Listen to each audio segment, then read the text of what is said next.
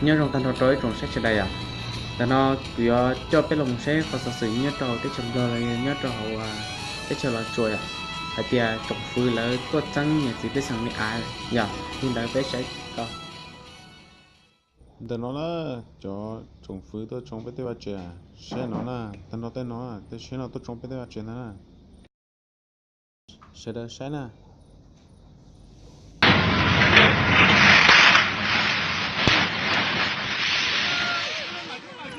xử lý này bằng nó nè cho thọ bé một nó là trồng nó chỉ lấy nhưng mất tên mà chơi trồng tăng chó nè ít công việc thì nó chẳng cho thọ nè chỉ hai hay nên nó chỉ hai nhất là xuống mong bò thì chỉ là nhớถ้าchẳng là nó chỉ lấy nhưng nó sẽ tăng chó nè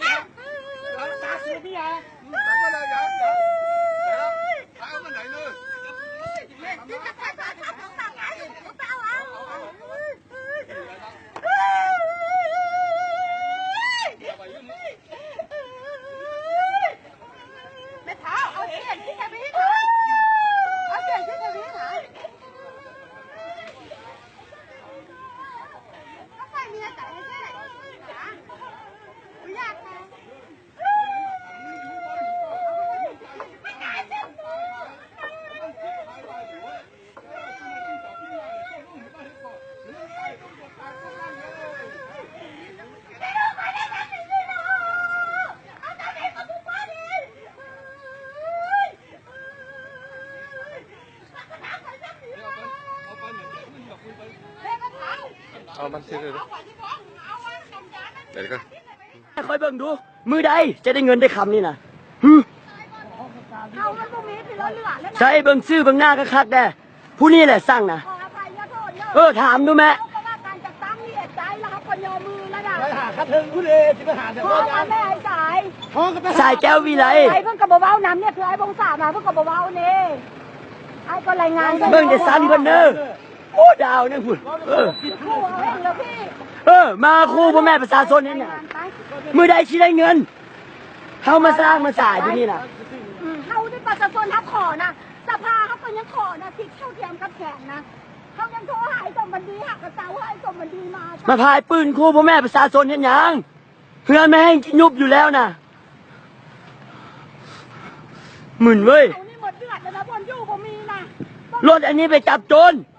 เขามาอยู่นี่นะก็กฎหมายเอามาบ้านเมืองเอามา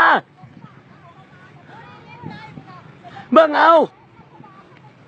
ขอดีๆลมดีๆยังมาทุ่มยุบเป็นอย่างมอนปีใหม่บ่ได้อ่ะ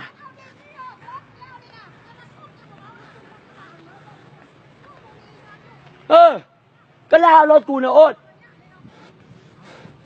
ทุบของกูอีกสู่สร้างก่อนนะแม่แม่นบ่เสี่ยว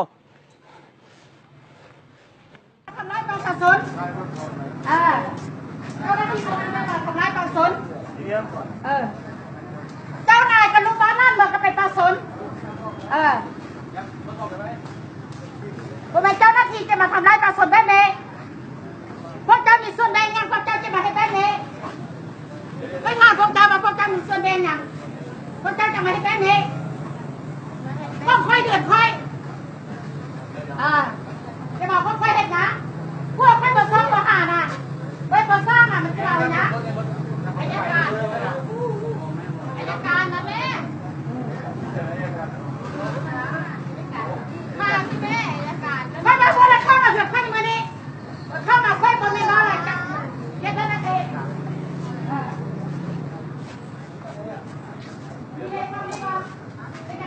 บ่เฮ็ด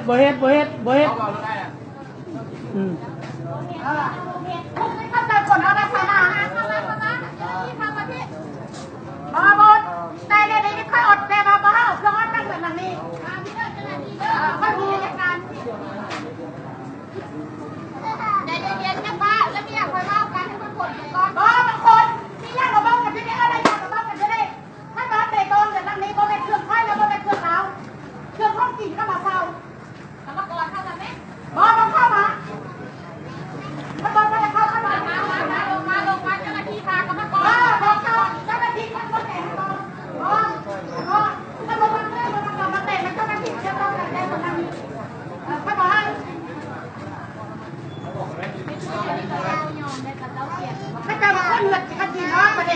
มาเบิ่งแม่แล้วหน้ามาเบิ่งคนนึงได้ไหมไปลูกเข้าไปยังไงไหม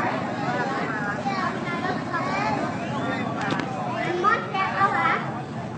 มดแก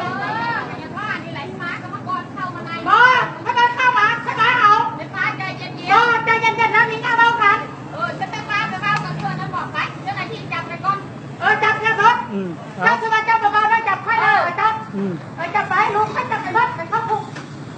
แล้วพวกเจ้าทำผิดชอบมากับมังกรเข้ามาขนบ่เข้ามาบ่เข้าค่อยเดินเข้าไหนมาลงเจ้าหน้าที่จะจับเชือกคนไหนบอกให้ลงไหน ดูเข้ามาเลย บอสเข้ามาไหนสุบอกให้ทำลายพวกเจ้าไหนบ่ทำลายใครบ่ทำลายใครดอกไม่พ่อทำลายแล้วบ่ต้องเข้ามา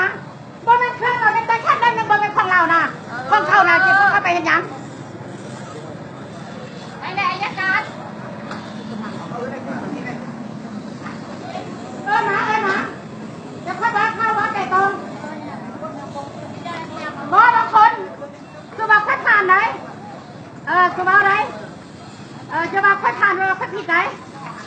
ค่อยบอกเพื่อนจับยังคงไปได้ชิ้นหนึ่งไหน